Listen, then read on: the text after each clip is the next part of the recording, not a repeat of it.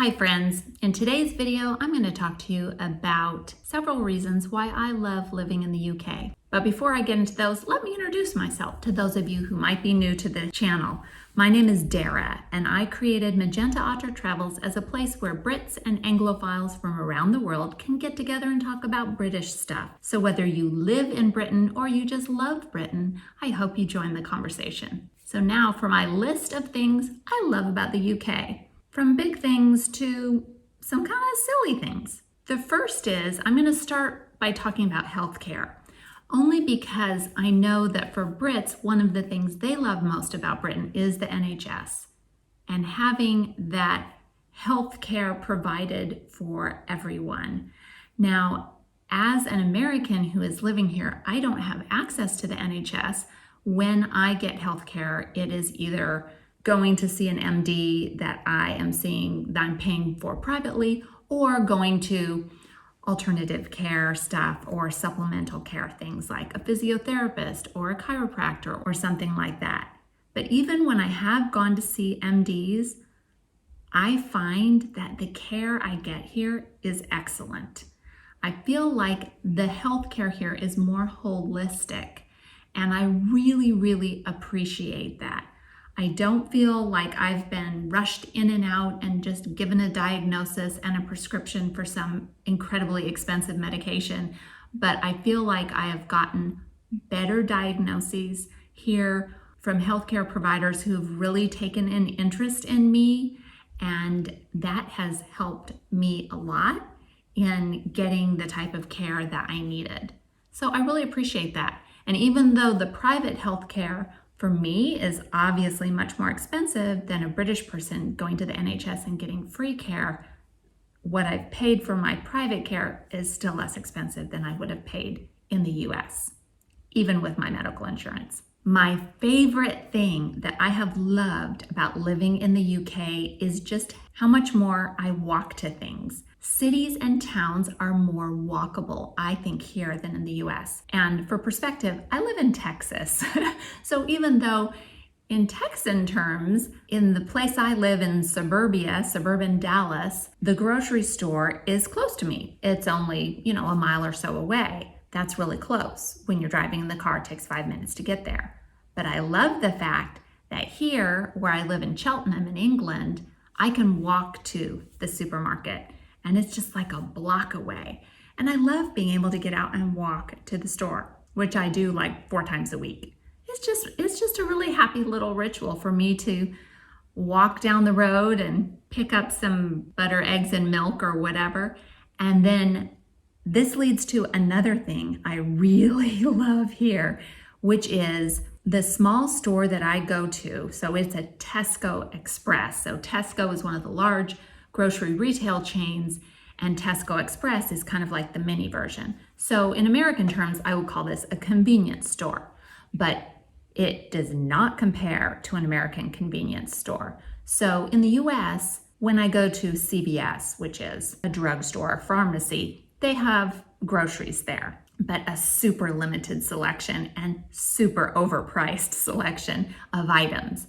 Or a 7-Eleven is miniaturized grocery store version, which we would call a convenience store. Oftentimes these convenience stores are in gas stations or petrol stations. But I hate to sound snobby, I would not buy food at these places. I mean, it's fine to buy a candy bar or a bag of chips or crisps, but I would not buy like fruit or sandwiches or entrees there, because it's just kind of grody. But this little miniature supermarket that I have a block away from me is amazing. You can get awesome produce there. They have a great selection of produce. It's cheaper than in the US, pretty much the same prices you get when you go to the large Tesco across town. And then the prepared foods are really good. And there's a great selection of cheeses and meats and all kinds of prepared foods. And then also things for baking, like chicken broth, chicken stock, or spices, or I even bought a scone cutter there. Like There's an amazing selection of things, and I can get almost all the things that I need to get on a regular grocery store trip at my cute little supermarket a block away. Another thing we love are the gardens. There are so many amazing English gardens, and that's like one of my husband's favorite things to go visit as a tourist is English gardens. So we've gone to a bunch this summer. By the way, make sure you're subscribed and click the bell so you don't miss those videos when I finally get back to Texas and I'm able to edit them. I'll be publishing videos of the amazing English gardens we've seen, and you'll understand why I love them so much. And I really appreciate it because in Texas, we just don't really have stuff like that. Other places in the US are better about having botanical gardens and things, but just to have so many, so concentrated here has been amazing. It wouldn't be a Magenta Otter Travels video if I didn't talk about food a little bit more. And that's to talk about two food-related things I love. I love that when I go to a restaurant, I don't have to beg to get water. They ask if I would like water. And like in the US, they might say still or sparkling. And like in the US, I always ask for tap water because I'm cheap and we drink a lot of water. But what I love here is that every single place we go, I can ask for a jug of tap water and get it. Now, if it's in a country pub, it might be like a pitcher of water. If it's in a really fancy restaurant, it might be a bottle of water, but I can always get water. And you can't do that at most places in the US. In fact, I think they would look at me weird if I ask for a pitcher of water. Well, they definitely look at me weird if I ask for a jug because we don't use that word in the same way. That's probably another video. But I love that it's easy to just get a big pitcher of cold water and stay hydrated without having to wait for someone to come and refill your glass 4 or 5 times during the course of you eating your meal. And finally, I've saved the best for last, desserts. Once upon a time, Britain got a bad reputation for having bad food, which is just not true. I don't know if it ever was true, but it definitely ain't true today. And really, the desserts are amazing. And I'm gonna have to do a whole separate video on sticky toffee pudding because it is just so delicious. I've mentioned it before. I'll mention it again and again. I think it's gonna have to have its own video because over the course of this summer, I'm eating all the sticky toffee pudding that I can get my hands on. And I've had so many variations and they've all been good. So I'm super enjoying that. And also rhubarb is an American thing as well as British, but it's a lot easier to find here. And the farmers markets sell fresh rhubarb, the supermarkets sell fresh rhubarb.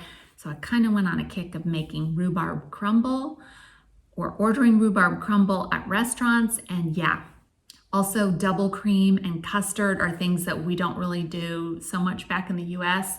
So yeah, I've been enjoying a lot of that up until the point at which I realized it was getting a little out of control and I came up with the saying, double cream leads to double chins. So I've had to rein that in a wee bit, but boy, the desserts are fantastic, and that is something else I have loved about living in the UK. Please let me know what you think about these things. Which do you agree with? Which do you find bizarre? What would you add to the list of wonderful things about the UK? Let me know your thoughts in the comments. Thanks so much for watching, and do something good in the world today.